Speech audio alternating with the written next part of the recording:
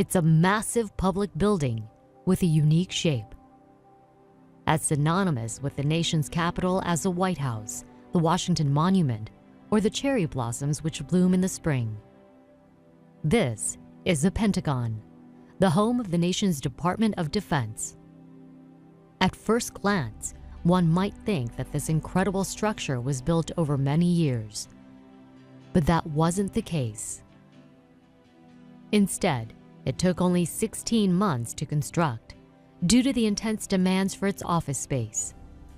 In 1941, the Department of Defense, then known as the War Department, opened new headquarters in Washington's Foggy Bottom neighborhood, in a building now occupied by the State Department.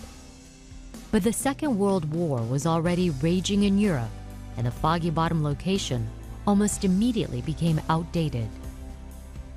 By 1941, they saw that it was not going to even be close to what was necessary based upon the buildup. As you remember, the Germans invaded Poland September 1st, 1939. The rest of the world was at war, and our Army and Navy and Marines and everyone else was expanding rapidly. They needed a bigger building.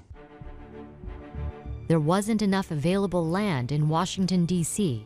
to accommodate an expanding War Department.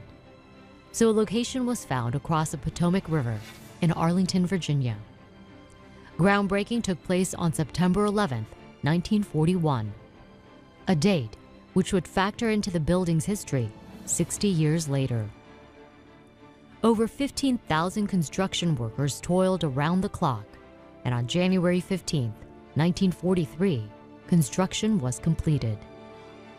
The building had only 5 floors above ground and 2 below, but it was 17 miles long with a unique 5-sided shape. The shape of the Pentagon was not predetermined. It was a shape that was based upon the amount of land that they had and the ease to move about in a building. In fact, in the Pentagon, you can move from one side of the Pentagon to the other side of the Pentagon at a walk in anywhere from 7.5 to 10 minutes.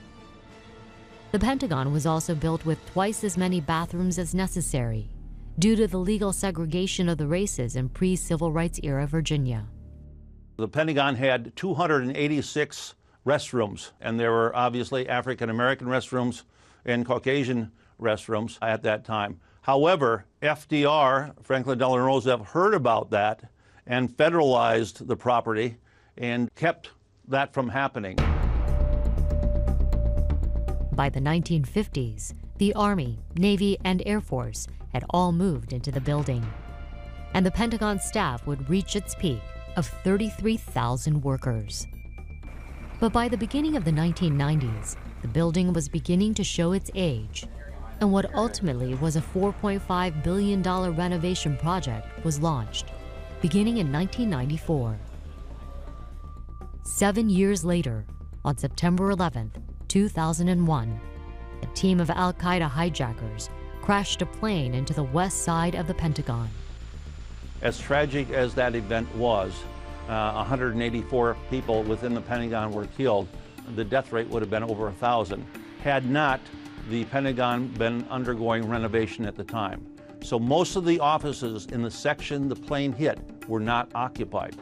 Contractors already involved in the building's renovation were also involved with rebuilding the damaged sections of the Pentagon. And today, it continues to amaze as an office building and much more. Almost every hallway in the Pentagon today has a display. Whether it's a NORAD display, they even have a display about building the Pentagon. It's a living museum, actually.